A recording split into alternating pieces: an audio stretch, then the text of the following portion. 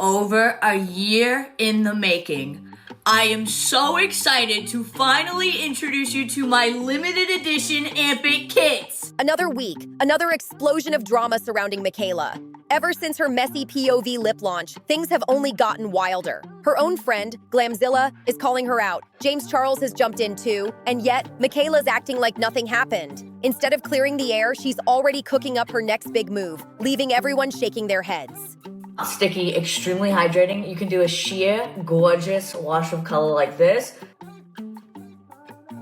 None of that stringy, sticky residue. Or the reason it's called Amp It is because you can amp this up and get even more pigment. This is easily one of the prettiest shades. Now you have even more color.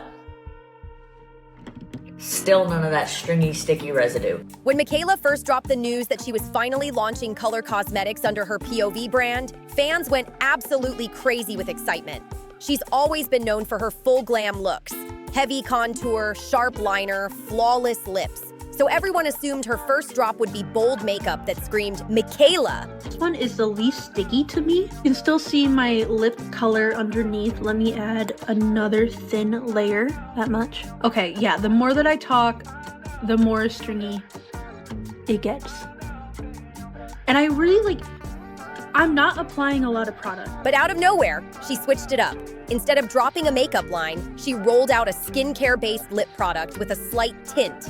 And that's where things started falling apart. Rather than being upfront about what it really was, just skincare with a hint of color, she hyped it up like it was a full-on lip makeup product. She bundled it up in a lip kit with a liner and told everyone they could go sheer for a natural glow or amp it up for a bold, high-pigment finish. It's a lip treatment with the consistency of a lip mask. It's literally called a lip alveole. It's a lip treatment made to repair your lips. Hydrating your lips is a step in the makeup preparation routine, right? And we know that Point of View Beauty is a skin prep line. Why are we applying it like a lip gloss? That's the first mistake here. This is clearly a lip treatment. Fans were confused, critics were loud, and the internet went wild trying to figure out what was really going on with this so-called makeup drop. No stickiness, she claimed, but plenty of controversy. Those videos, gone, deleted without a trace. And it's no surprise, because once people started posting reviews, the truth came out fast. Turns out, when you try to amp it up, the formula turns super sticky and goopy. And when you go for that sheer splash of color, it looks patchy and uneven. Fans were left disappointed and wondering what happened to all those promises Michaela made. Unfortunately, this was an oversight on Point of View's end because this was marketed and educated wrong to the consumer. Now, if you're a beauty lover, you know this has happened in the beauty space before. A product is great, the formula is amazing, but it's marketed and educated wrong, so it creates uproar and controversy. And unfortunately, if you solely base your review on what Point of View marketed and educated online during the launch, you would absolutely give this a negative review. This is too thick to apply like a lip gloss, because it's not a lip gloss, it's a lip treatment. And sadly, in majority of the reviews you see online, including the brands, they are applying this formula like a lip gloss. You're supposed to apply this in a thin layer because it's a lip treatment. And in order for this formula to penetrate your lips and actually hydrate and repair your lips, it has to be applied in thin layers multiple times a day. The reviews have been brutal, and instead of owning up to it, Michaela's pretending none of it exists. She's staying silent, just like she did with the whole Lachey mess and every other controversy she's ever been dragged into. It's like her signature move at this point: ignore, delete, move on. But this time, it's not just random commenters calling her out. Her own friends are speaking up. Glamzilla, who's been one of Michaela's close friends for years, posted a review of the lip kit, and what she said shocked everyone. She started off by making it clear she's friends with Michaela, but she also said she had to keep it real because the product's been causing so much chatter online. So she decided to review it strictly from a makeup artist's perspective. Glamzilla explained that the biggest mistake people are making is using the product like a regular lip color instead of what it actually is, a lip treatment. But here's the thing. How can anyone blame them when Michaela herself told fans they could use a little for a sheer wash or layer it up for bold pigment without any goopiness? The contradiction couldn't be louder. Another reason people got confused? All the negative reviews from this overshadowed how well this actually performs, but that's just how social media works. Michaela bundled the tinted treatment with a lip liner in a full lip kit. so of course it looked like a regular lip product instead of skincare. Even Glamzilla pointed this out and admitted straight up that the brand marketed it all wrong. You can definitely run it underwater, you can have a drink, and your lips will be locked in. But again, Point of View made an error in marketing this lip liner. So if I were reviewing this kit as two formulas that are supposed to work together in unison, I would absolutely give this a negative review because it missed the mark. We know that this lip liner is a waterproof formula.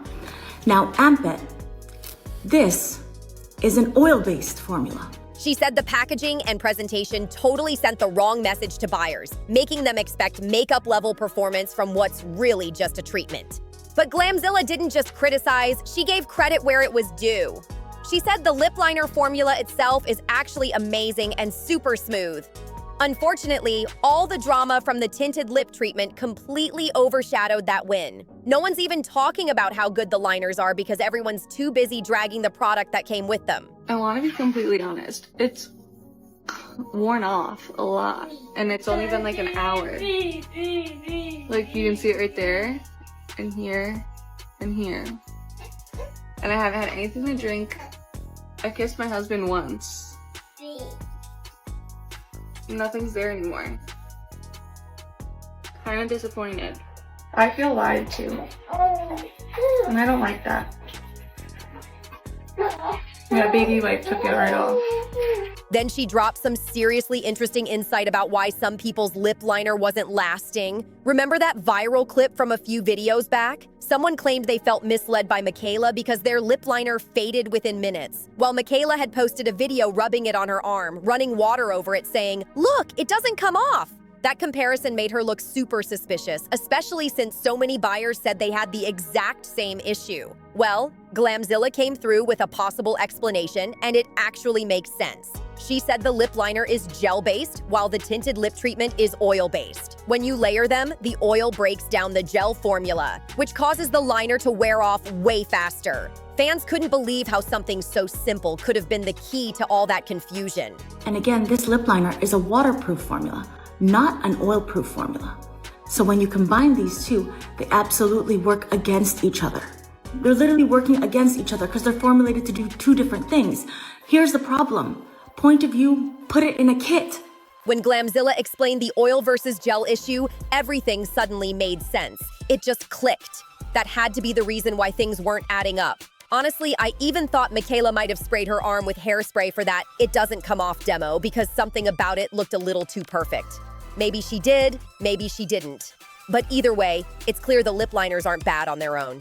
They probably do stay in place just fine. Until you mix them with that oil-based lip treatment. Then it's a total disaster waiting to happen. Oil and gel? Come on, that combo just doesn't mix.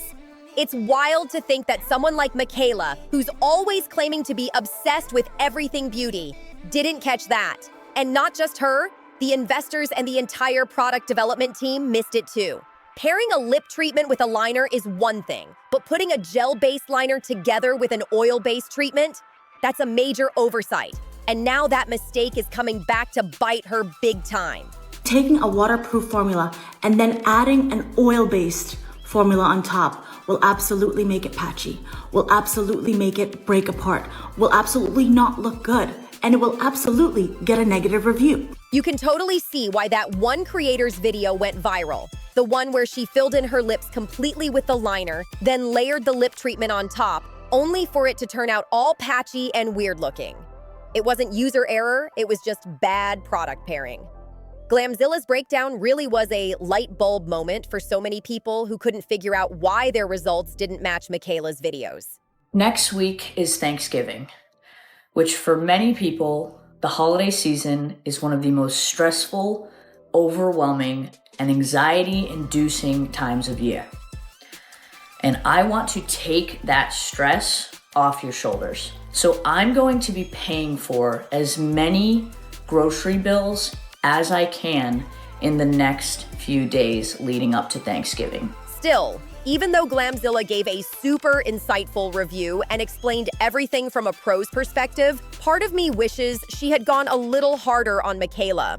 It's great she pointed out that the marketing was all wrong, but what about Michaela herself? Her own friend who went online, hyped the product, and told everyone it was something it clearly wasn't? Sold out launches and all. That part deserved to be called out louder. All right, so what the way I wear it is what I'm gonna show you now. This is how I wear it, and this is where it could get sticky icky, okay? I've really laid it on my lips now. Okay, see that? Did it happen? See that? That's because I put like 3 layers of it on my lips.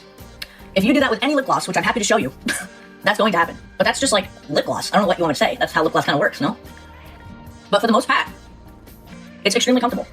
Obviously, if you like do slow shit like that, it's going to do that. When customers finally got their orders and realized the product wasn't what Michaela had hyped it up to be, she quietly deleted her promo videos. That's a major red flag. Let's be real. It's super unprofessional for a brand to make bold claims, use them to sell out a launch, and then delete every trace of those promises once the money's been made. People noticed, and they're not letting it slide this time. Even though Glamzilla's video was meant to educate and clear things up, the comment section was heated.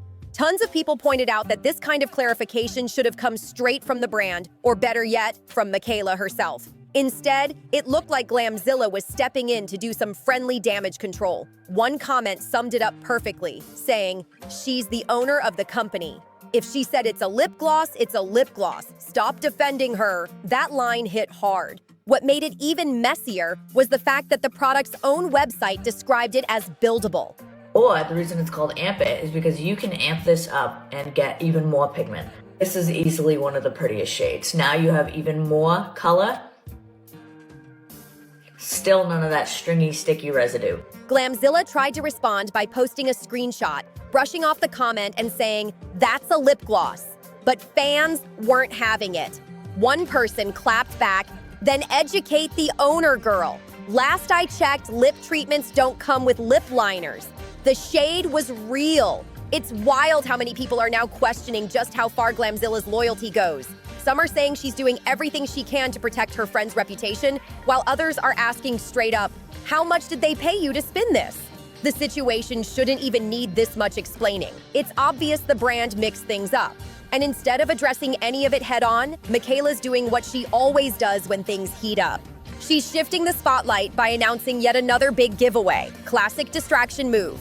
Sure, Michaela's out here doing giveaways and even donating turkeys, which sounds sweet, but that doesn't erase the fact that her customers are seriously disappointed with the product. Deleting videos and doing charity gestures doesn't fix the bad experiences people are having with her brand. It feels more like a distraction than real accountability. During a recent live stream, Michaela tried to smooth things over a bit.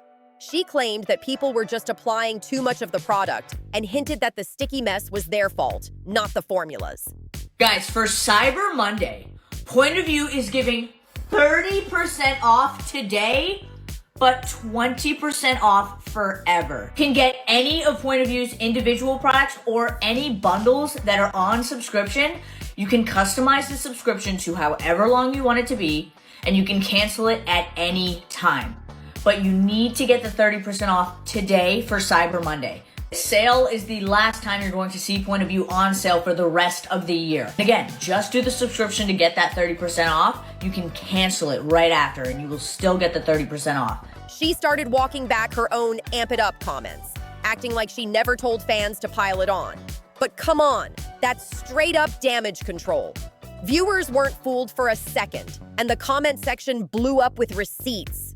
One person wrote, "Then why did she delete the videos where she said to amp it up and use as much as you want for more pigment?" And they're right. Those clips vanished from POV's page right when the backlash hit. It's a pattern at this point. Hype it up, delete the evidence, and move on like nothing happened. And move on she did, because Michaela's already promoting her next money move. She dropped a TikTok hyping up her big Cyber Monday sale, but honestly, it left everyone scratching their heads. The deal sounds like a discount, but there's a catch. You have to sign up for an auto-renewal subscription every few months to even get the lower price. Then she adds that you can technically cancel after your first order if you don't want to keep it.